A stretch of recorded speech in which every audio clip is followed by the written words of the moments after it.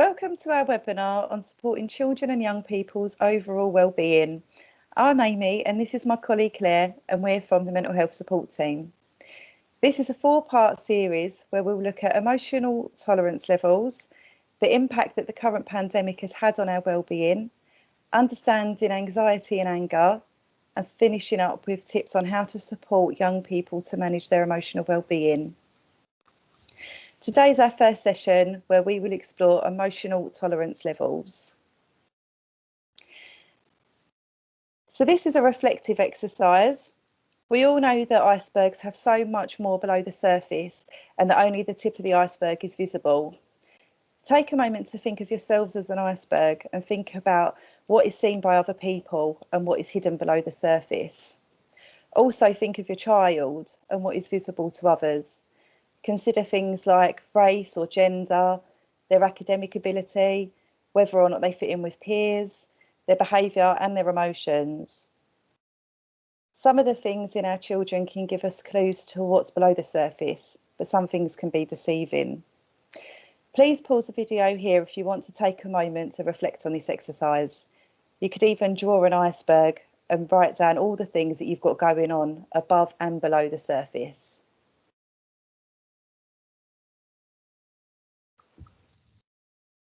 So hopefully you had a chance to pause the video there and have a bit of a think.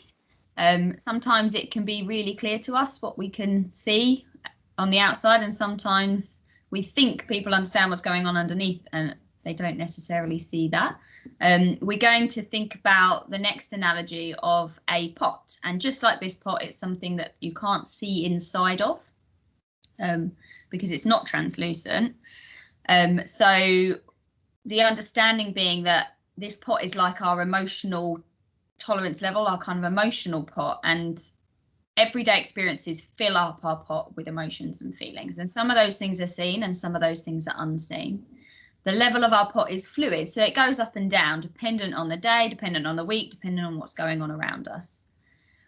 And because it's not translucent, we can't then see what's in someone else's pot. So a bit like this iceberg idea, there's lots going on that's unseen, and actually all of those things can add up and can kind of add to this emotional pot. So I wonder whether, a bit like the last exercise, just having a think about what are those things that have gone into your pot, whether it's today, whether it's this week. I realise that this time there's lots of things that might be going into your pot at the moment. You may be worrying about the health of the people around you, about what's going on in the wider world. You may be worrying about getting your kids up and ready and back to school because actually that's something they haven't done for a while.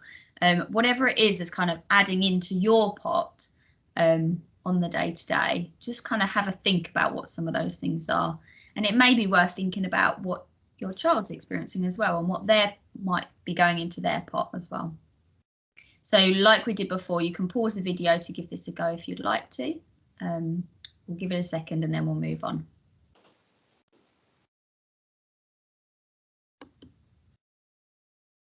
So if we were able to see inside our emotional pots, what we would see is the kind of level of fluid and then a space. And that space is what we call our window of tolerance. It is our patience, it's our ability to wait and bear frustrations or disappointment. And it impacts our ability to think and make considered choices. So this is whatever space we have left above and beyond all of that stuff that's already filling your pot. And what you may have noticed more recently is that you don't feel like you've got much space. So that patience and that ability to wait is actually pretty small. And this pot looks lovely because there's a lovely big space. But actually the reality is sometimes that water level is up to where those handles are and there's really not very much. That window of tolerance is very small. And so when we get distressed, when life gets too much, it's when our emotional pot is kind of like overflowing.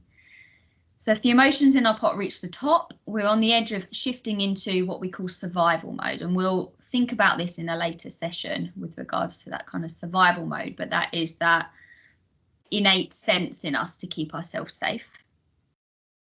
And if your pot is right at the brim and something small comes into your pot, what we notice is that it can then tip you over the edge to overflowing. It could be that your pot's a bit lower and something massive comes in and then it sends it over. However, I wonder whether at the moment, whether that it's more often the little things that seem to tip that pot to overflowing. And when it overflows, those emotions come out, those big emotions, whether it's anger, whether it's just we break down and cry, whether we feel really anxious and we can't move, whatever it is, those kind of that distress kicks in. And again, if we're thinking about that for your children, that is something that you may have seen in them, that actually it doesn't take very much. It could take you asking them to put their clothes away, and whoa, it's like you ask them to do something absolutely ridiculous, but it's just this kind of overflowing, and because they're living with a very small window of tolerance. So if we're thinking about managing this distress, what we know is that children struggle to manage this distress for themselves, especially younger children. As they get older, they're able to do this a little bit more. So what they need is someone to help co-regulate, someone to turn that tap on for them so that they can let some of that water, that fluid out, to drain it so it doesn't have to come spilling over the top in order to reduce. And so part of the job of the adults around the children, whether that's you as parents, whether that's teachers, whether that's just other adults in their lives, is to notice when your children are maybe getting to the top and find ways to help them calm and to regulate. And this will definitely be explored a lot more in future sessions, especially number 4. We're going to be thinking about lots of those activities you can do to be co-regulating with your child. But the first thing really is to notice it. So we want to notice when things are building up, and that can be a really good way of supporting our young people, and then maybe finding an activity that they enjoy, or spending some time with them. Relationships are really key in helping our young people to co-regulate. So this is how we can support that regulation. Behaviours give us clues into what our children may be feeling. So we don't necessarily see the unseen, the bit that's at the bottom of that iceberg that's inside their pot, but we see the behaviour on the outside. We see them snapping at you if you ask them to do something. You see them stomping around or slamming doors. And actually, rather than thinking, oh, they're just being naughty, what's going on underneath? What may be in their pot that is causing these behaviours and their inability to regulate their emotions properly and in a healthy way? So it may be worth now again just thinking about what is in their pot, but actually this is something that we'd encourage you to be considering on the day-to-day. Actually, if you're seeing behaviours that, I don't know, your child's not listening very much, whatever it is, maybe thinking about what may be adding to their pot that's making this a bit more difficult for them. And you can work with your child to identify these if that's appropriate. In younger children, it's harder, but actually by sometimes asking, what's going on for you here? And even explaining the pot to them and kind of thinking about that for them, actually what's in your pot today, and kind of bringing that into conversation with your children. And sometimes children, I think we underestimate sometimes how much insight they have into what's going on for them. And so having conversations with our young people is really helpful. So to help you think about what may be filling up your child's emotional pot, we're going to explore the 5 domains of self-regulation: biological, emotional, cognitive, social and pro-social. Each of these has their own stressors. So we need to be stress detectives and look out for any clues that may be added stress for your child. Here are some examples of what may be adding to your child's pot, and think about that window of tolerance that Claire explained earlier. So biological stressors. Are they hungry, tired, poorly? Or could it be that they're just restless from sitting down for too long? Or maybe they're sensitive to sounds or smells. Emotional stressors. Has there been any changes to their routine? Have they had bad dreams? Are they feeling lonely or disappointed? Or could it be that they're overexcited?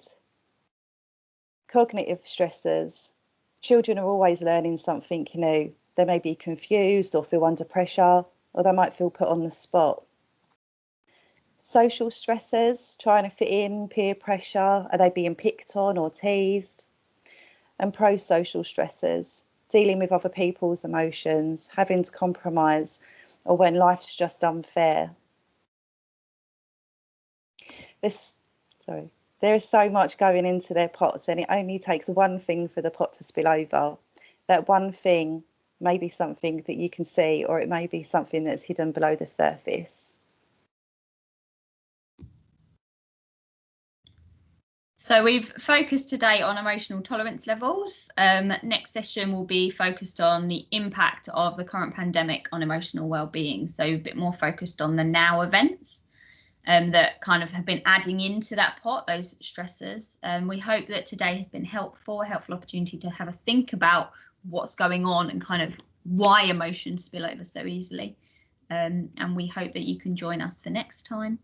If you have any further questions, then please get in contact with your school and they may be able to answer them, or they may be able to get in contact with us and we can support further. Thank you for your time today.